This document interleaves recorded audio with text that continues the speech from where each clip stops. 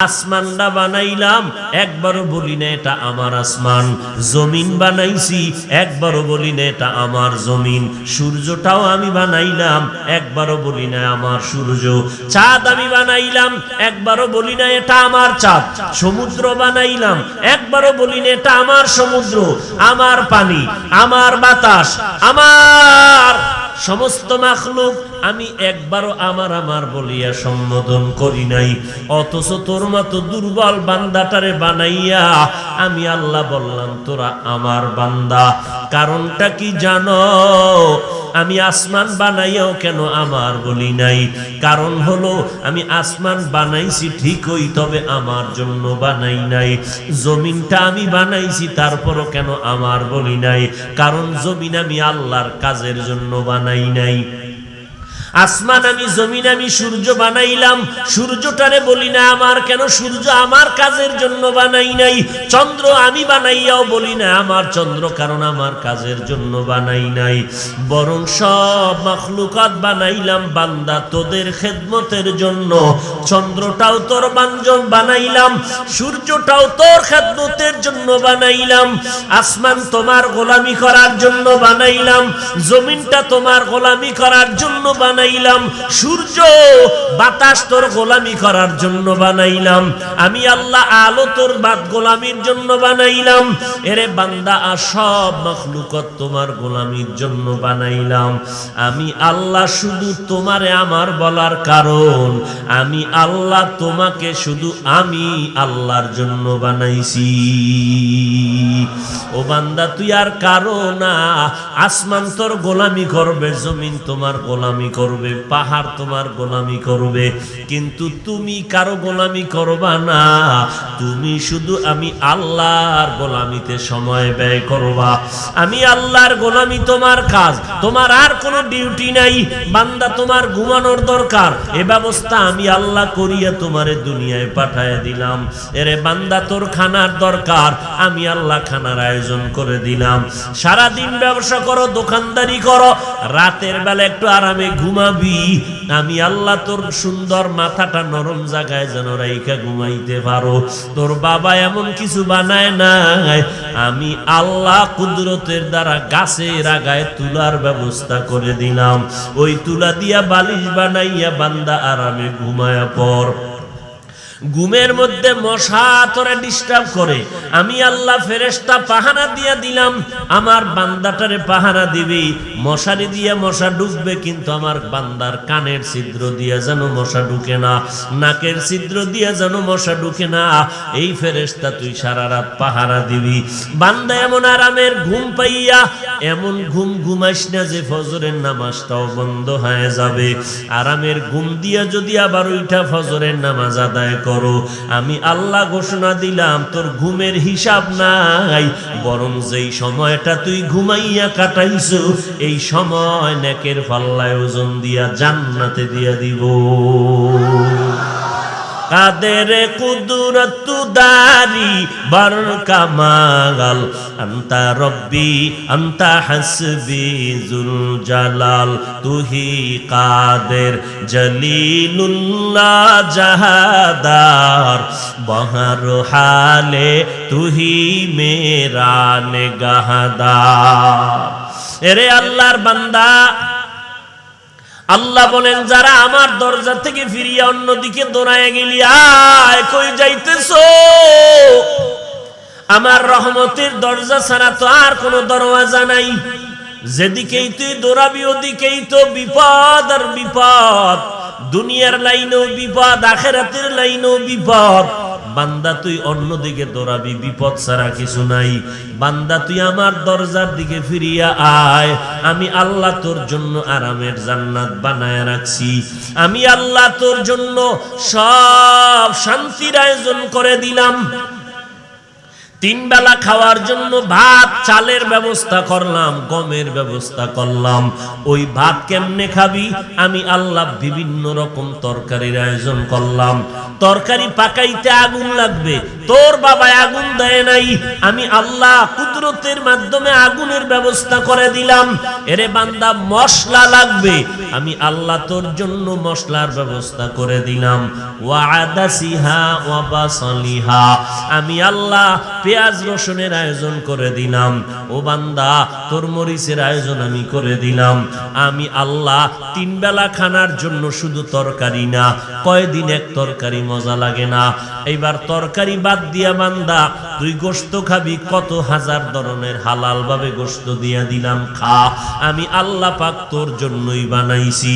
এরে বাচ্চাওয়ালা মুরগিটারে জবাই দিয়া এরপরে তুই মেহমানদারি করাও, বাচ্চাগুলো মা মা বলে চিল্লায়, আমি আল্লাহ তোর উপরে কোনো হিসাব চাপাইয়া দেই নাই, কারণ তোর জন্য বানাইছি বান্দা মজা করিয়া খাইতে থাক।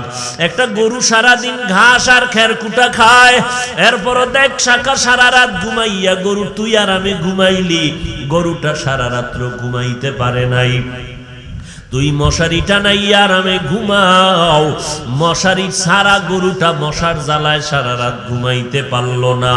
ওই গাভীটার একটা বাচ্চা আছে, সারাটা দিন বাচ্চা তারে দুধ দিতে পারলো না। রাতের বেলা বাচ্চা মায়ের থেকে একটু দুধ নিবে, তুই রশি লাগাইয়া দূরে সরায় দিলি। সকাল বেলা একটা বড় পাত্র নিয়া ওই গরুটার থেকে বান্দা সারা দিন রাত খাইলো খেরকুটা ঘাস আর ভুসি, অথচ ওই গরুটার থেকে তুই পিওর সাদা দুধ নিয়ে নিলি 20 কেজির মতো। একবারও কি তাকাইয়া দেখছো? ওলান টাকাইটা দেখ, দুধ দহন করার আগে আগামীকাল সকালবেলা গরুর ওলানটা ছুরি দিয়ে কাটিয়া দেখ, 1 কেজি দুধও ভিতরে তালাশ করে পাবি না। যেই গরুটায় 20 কেজি দুধ দেয় ওটারে জবাই করে দেখ, 1 ফোঁটা দুধও ভেতরে আর পাবি না। এরে বান্দা এত সুন্দর আরামের খানা আমি তোর জন্য বানাইলাম। ও বান্দা আমি আল্লাহ শুধু খানাই দি নাই, এর কোনো বিলও চাই নাই। ও বান্দা তোর গোশত ভালো লাগে না, কোটি ধরনের মাছ আমি নদীর মধ্যে আয়োজন করে দিলাম। আমি আল্লাহ এত ধরনের আয়োজন করলাম, 3 বেলার খানা মাছ গোশত তরকারি ভর্তা সবজি, এতেও তোর পেট ঠান্ডা হয় না। আমি আল্লাহ তোর চাওয়ার আগে শরীরের ভিটামিন তৈরি করার জন্য 1000 রকম ফলের আয়োজন করে দিলাম। বেদানা খা, আঙ্গুর খাইতে থাকো, আপেল কমলা খাও, 12 মাস সিজনালি এক ফল তো দিয়েই দিলাম। এরে বান্দা এগুলো দেওয়ার পর সব আমি আল্লাহ দিলাম। আমি আল্লাহ যদি জমিনে ধান না দেই, তোর কোনো বাবার শক্তি নেই ধান উঠাইবে। আমি যদি গাছে ফল না দেই, তোর বাবার কোনো শক্তি নেই গাছে ফল ধরাবে।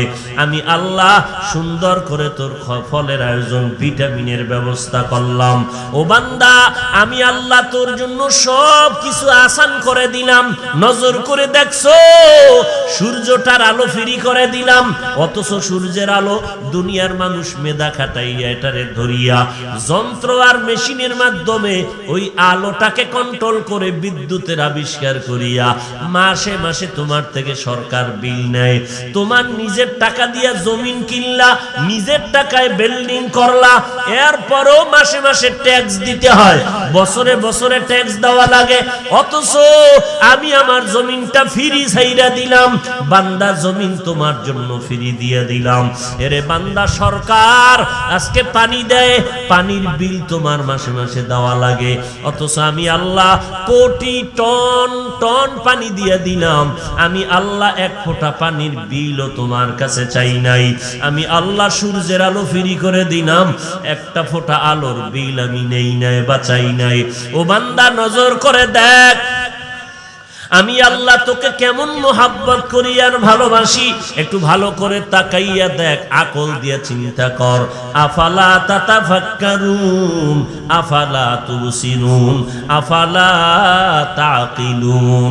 ইয়া আইয়ুহাল ইনসান মা বিরাব্বা গররাকা বিরাব্বিকাল কারীম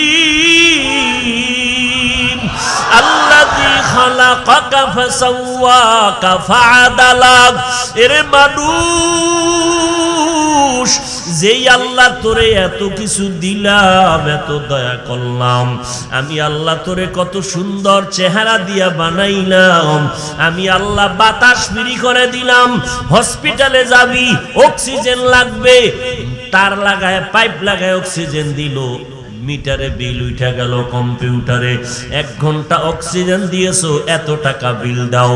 আল্লাহ বলেন দিন রাত্র 24টা ঘন্টা তোর জন্য বাতাস ফ্রি করে দিলাম, 1টা টাকাও বিল আমি চাই নাই। এ বান্দাতে এত কিছু দিয়ে আমি চাই কি তোর থেকে? আমি চাই কি জানো নি রে বান্দা? আমি এটাও কিন্তু চাই না বিয়া শাদী ব্যবসা বাণিজ্য বন্ধ করিয়া সারা রাত ইবাদত করবি, সারা দিন রোজা রাখবি, জিহাদ করবি, তাও আমি চাই না। এক সাহাবী নবীর গিয়া বলে, নবী আমার মনটা চায় আমার আল্লাহর জন্য আমি সারা রাত যায় নামাজে কাটাই, আমার মনটা চায় আমি সারা দিন যেন জিহাদের ময়দানে রোজার হালাতে কাটাই। মদিনার নবী বলেন, না না, লা রহবানিয়াতা ফিল ইসলাম, ইসলামের মধ্যে কোনো বৈরাগ্যের স্থান নাই। ও বান্দা ব্যবসাও করো হালাল, আহাল্লাল্লাহুল বাইআ ওয়া হাররামার রিবা, আমি আল্লাহ তো কোরআনে আইন করে দিলাম ব্যবসা করো হালাল, সুদ খাইও না খবরদার হারাম। আমি ব্যবসা বন্ধ করতে বলি নাই, চাকরিজীবীরা চাকরি করো বন্ধ করতে বলি নাই, চাকরি করো ব্যবসা করো, বিয়া শাদীও বন্ধ করতে বলি নাই। বরং নবীরাও বিয়া করেছেন, নবীদের বিয়ার বয়সে অনেক বিবি ছিল, কারো 100, কারো 200, কারো 1000 বিবি ছিল। আমার নবীর 11টা বা 9 জন বিবি। একাধিক বিয়া করো, বিয়া নিষেধ না, বরং সুযোগ থাকলে, তৌফিক থাকলে, ইনসাফ করতে পারলে, আল্লাহর ভয় নিয়ে বান্দা 4 পর্যন্ত বিয়া করতে পারো। বিয়া বন্ধ করা লাগবে না, সন্তান বন্ধ করা লাগবে না, বরং আল্লাহর নবী কয় ওই ঘরের মাইয়া বিয়া করবি যেই ঘরের মধ্যে সন্তান বেশি হবে, কারণ আমি কিয়ামতের ময়দানে যেদিন উঠব আমার উম্মতের সংখ্যা বেশি হবে। আমি গর্ব করিয়া মাওলার দরবারে আশা করিয়া মনের খুশিতে আমার উম্মত নিয়ে সবার আগে জান্নাতের মধ্যে ঢুকবো। এরে নবীর উম্মত, আল্লাহ বলেন বান্দা তোমারে এত কিছু দেওয়ার পরেও আমি আল্লাহ পানি দিলাম, আমার পানি, আমার বাতাস, আমার চাঁদের আলো, সূর্যের আলো সব আমি ব্যবস্থা করে দিয়া আমি আল্লাহ বলি নাই বিয়া বন্ধ, চাকরি করা যাবে না, ব্যবসা করা যাবে না, লেখাপড়া করা যাবে না, ডাক্তার হওয়া যাবে না, না আমি আল্লাহ বলি নাই, বরং আমি আল্লাহ আইন করলাম ব্যবসা করো, চাকরি করো, বিয়া শাদী করো, লেখাপড়া করো, ডাক্তারি পড়ো, ইঞ্জিনিয়ারিং পড়ো, বান্দা তুমি প্রফেসর হও, কোনো বাধা নাই। শুধুমাত্র 24টা ঘন্টায় আমি দিন রাত্র কাভারিং দিয়ে দিলাম। তবে এই 24 ঘন্টার মধ্যে মাত্র 2টা ঘন্টার মতো সময় তুমি তোমার কল্যাণে আমি আল্লাহর রাস্তায় ব্যয় করো, বাকি 22 ঘন্টা সময় তুমি তোমার সংসার কাজে ব্যয় করো। আল্লাহ কয় ঘন্টা চাইলেন? জোরে বলো, এই সাউন্ড বাড়াও। আল্লাহ মাত্র 2 ঘন্টা সময় চাইলেন, তাও একসাথে না, তোর কাছে একসাথে একত্রে 2 ঘন্টা দেওয়ার টাইম নাই, তুই খুব ব্যস্ত, আমি আল্লাহর থেকেও তুই খুব ব্যস্ত। আমি আল্লাহ তোরে আরো সুযোগ দিয়া দিলাম, কারণ তুই আমার, আমি আল্লাহ তোরে বড় মোহাব্বত করে বানাইছি।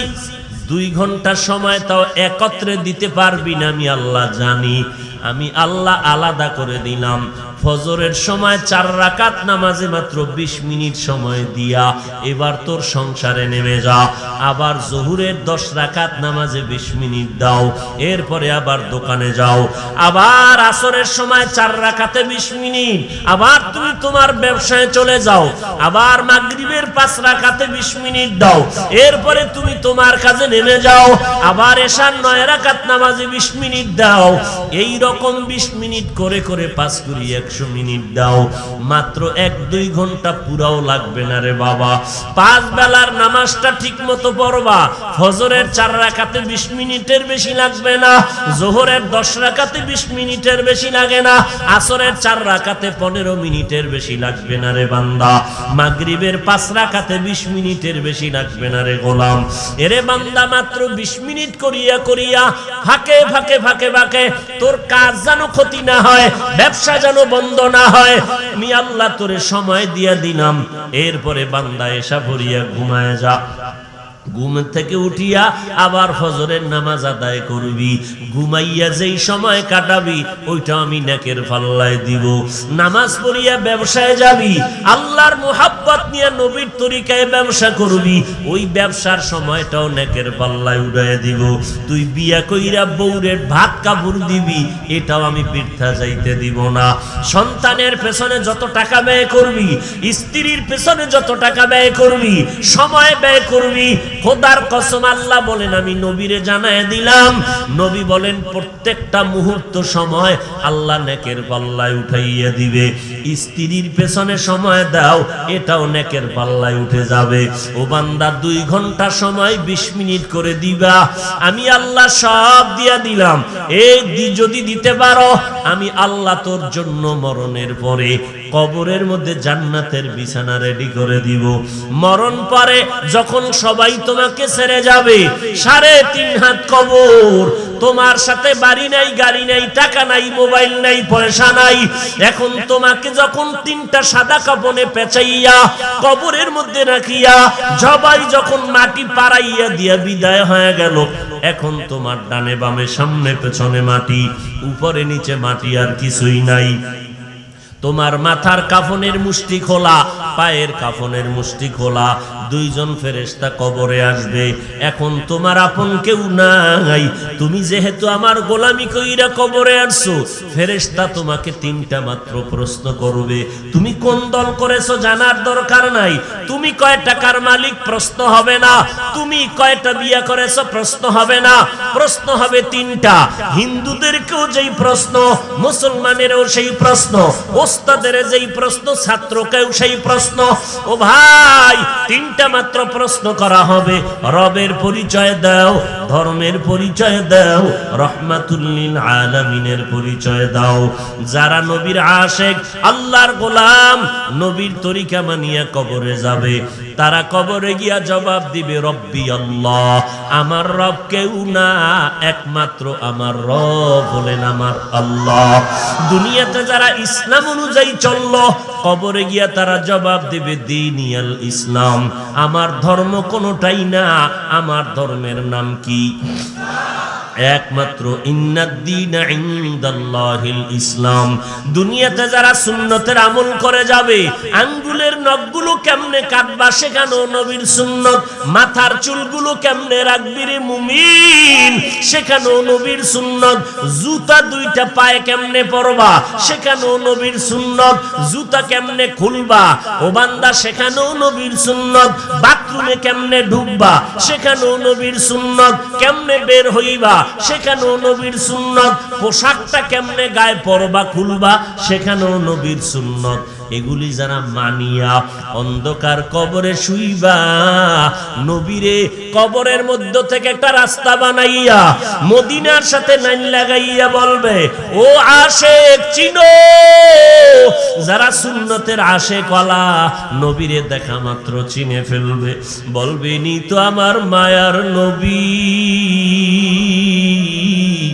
যেই নবীকে না দেখে দুনিয়াতে আলেমদের বয়ান শুনিয়া নবীর আদর্শের টুপি পরেছিলাম, নবীর আদর্শে নবীরে না দেখে দাড়ি লম্বা করেছিলাম, নবীকে না দেখিয়া উলামায়ে কেরামের বয়ান শুনে নবীর তরিকায় পাগড়ি পরেছিলাম। নবী বলেন ওই আশেকের কথার মাত্র আমার আল্লাহ ডাইরেক্ট আওয়াজ দিবেন, ও কবরের ফেরেশতা, আমার বান্দাটারে আর জিজ্ঞাসাবাদ করিও না।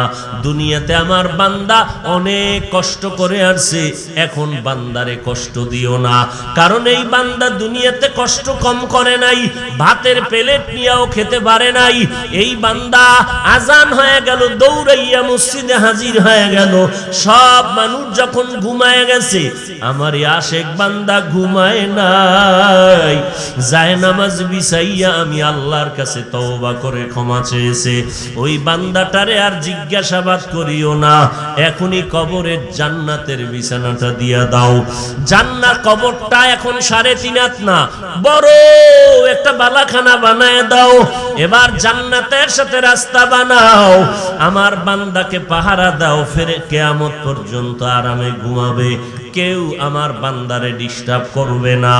নবী আফসোস করে বলেন, এত সুন্দর সুযোগ আমার আল্লাহ দেওয়ার পর মাত্র 2টা ঘন্টা সময় 20 মিনিট করে নামাজের জন্য আল্লাহ চাইলেন।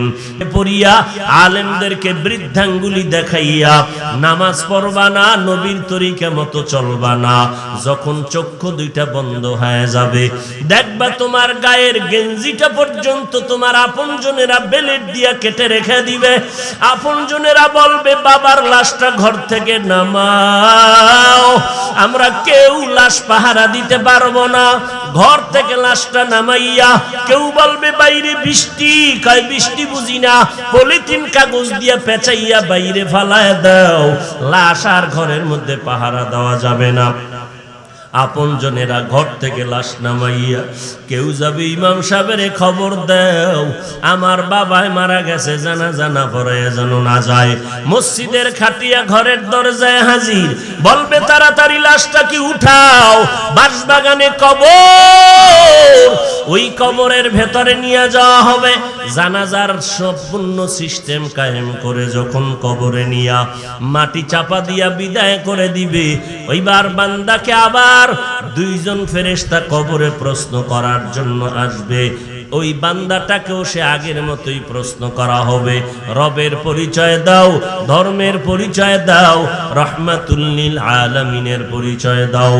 যারা গাদ্দারি করিয়া টাকার মোহে পড়িয়া নিজেরে খোদা খোদা মনে করত, মসজিদকে যাওয়া ভালো মনে করত না, নামাজ পড়া পছন্দ করত না, নিজে নবীর তরিকা মতো চলা পছন্দ মনে করত না, আজান হয়ে যাইতো নিজে নামাজ পড়তে যাইতো না, মাঝে মাঝে বলতো এত নামাজ পড়ে কি লাভ হবে, এমন কপাল পরা সুন্নতের আমল করে না, নিজেও টুপি পরে না, যারা টুপি পরে তাদেরকেও পছন্দ করে না, নিজে হালাল খায় না, যারা হালাল খায় তাদেরকেও পছন্দ করে নাই, এমন কপাল পরা নিজেও জিকির করে না, যারা জিকির করে তাদেরকেও পছন্দ করে না, নিজেও পাগড়ি পরে না, যারা পাগড়ি পরে নবীর তরিকায় তাদেরকেও পছন্দ করে না, নিজেও আল্লাহর বান্দা পর্দা করে না, যারা পর্দা করে তাদেরকেও পছন্দ করে না।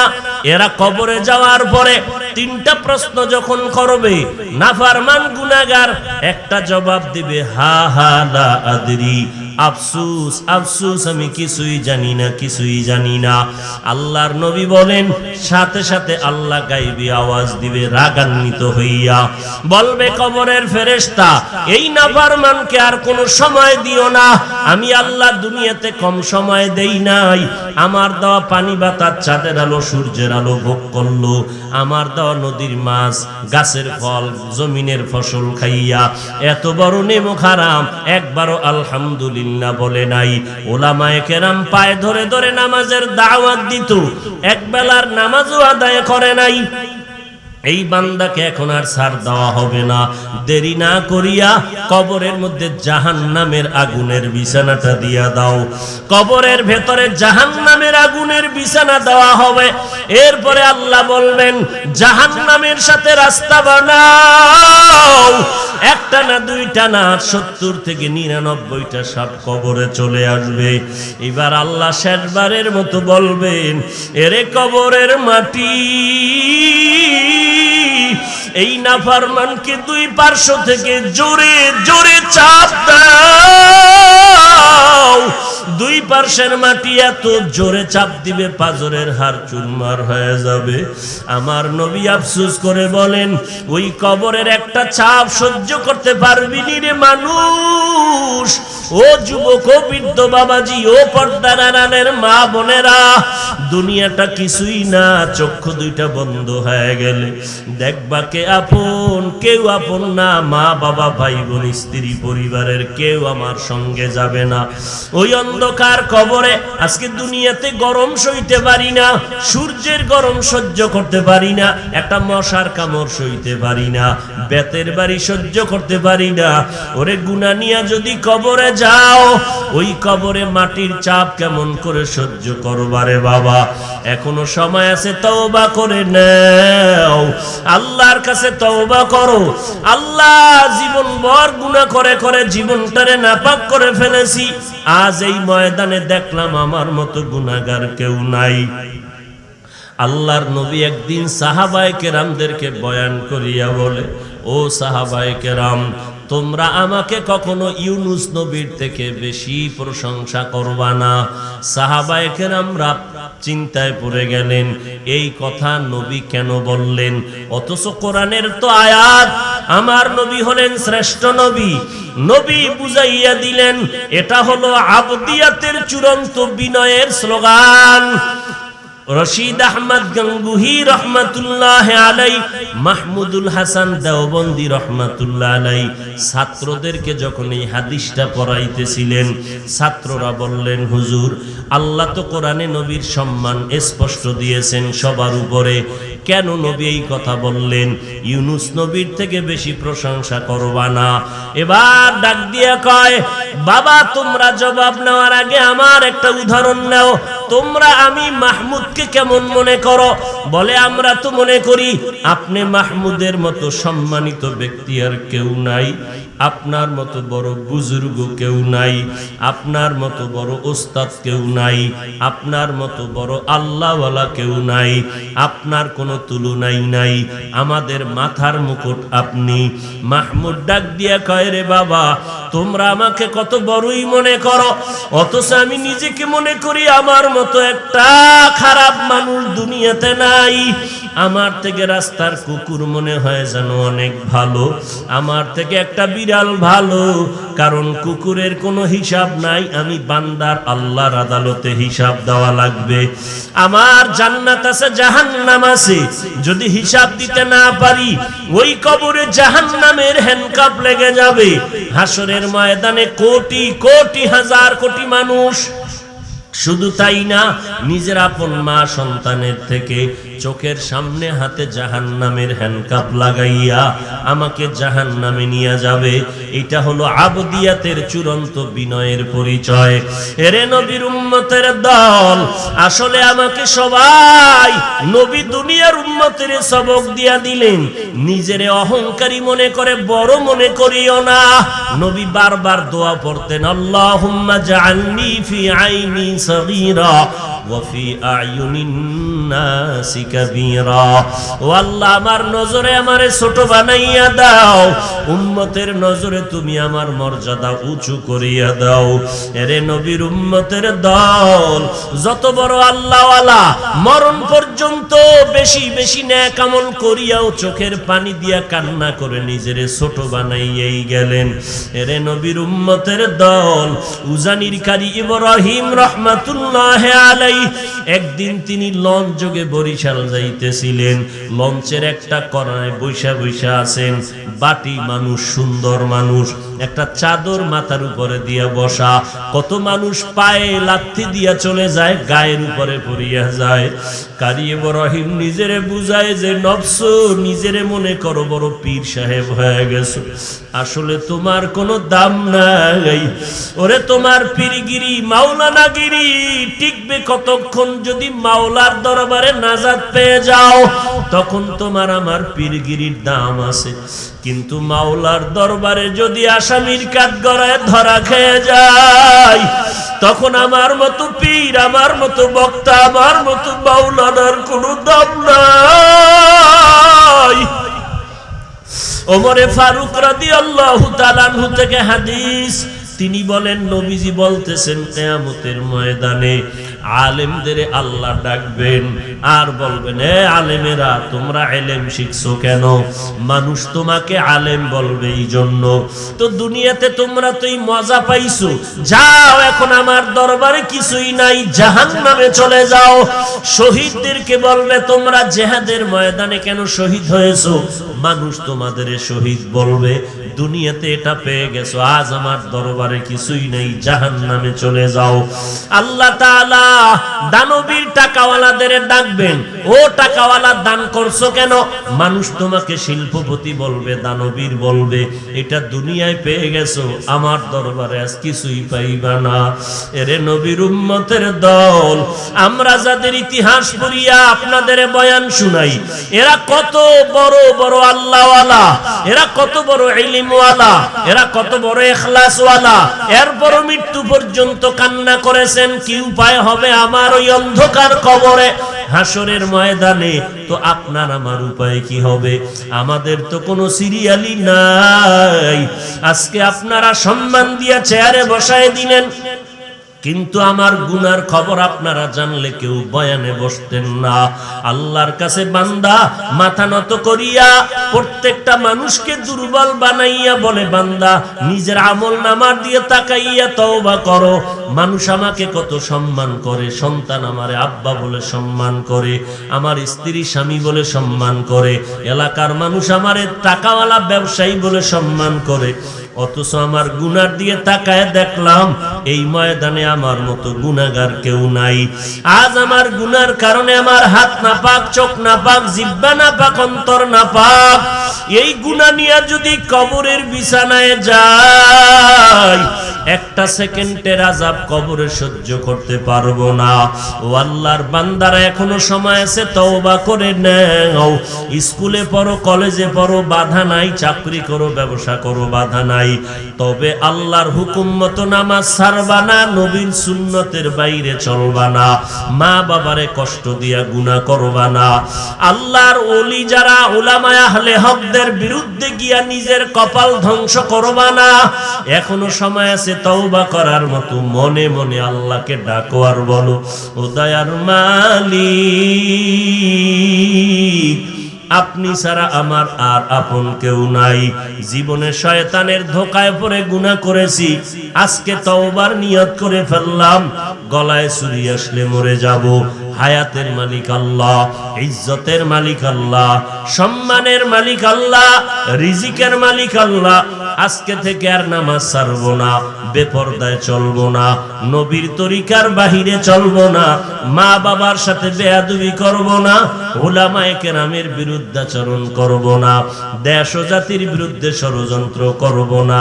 তওবা করার যদি নিয়ত হয়, মরিয়া গেলে যাব, তারপর আর আল্লাহর বিরুদ্ধে নবীর তরিকার বাহিরে যাব না। চাকরি করি, ব্যবসা করি, লেখাপড়া করি, নামাজ ছাড়বো না। তওবা করার যদি অন্তর তৈরি হয়, সবার কপালে তওবা নসিব হবে না, সবাই তওবা করিয়া কবরও যেতে পারবে না। আল্লাহ যাকে কবুল করবেন সেই বান্দা তওবার দিকে আগায় যাবে।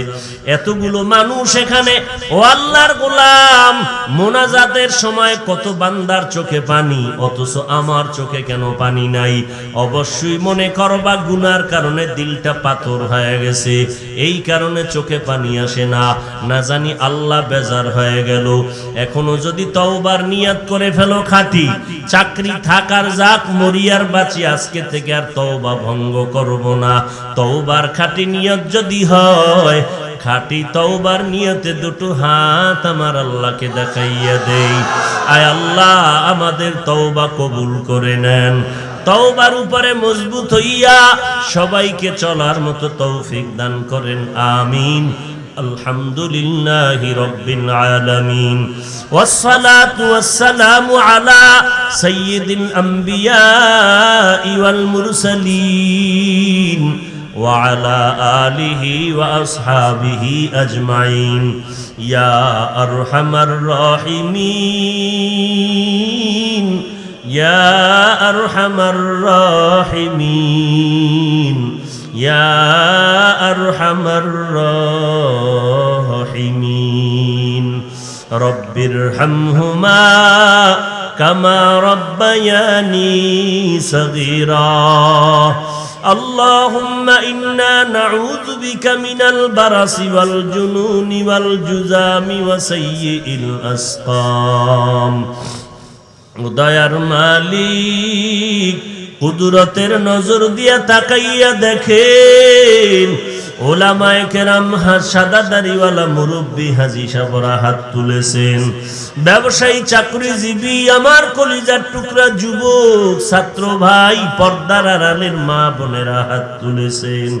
আয় আল্লাহ, দুনিয়াতে যেদিন আসছিলাম কত পবিত্র জিন্দেগি, মা বাবা কত আদর করেছিলেন, আজকে সেই জীবনটা শয়তানের ধোকায় পড়ে গুনাহ করে নাপাক করে ফেলেছি।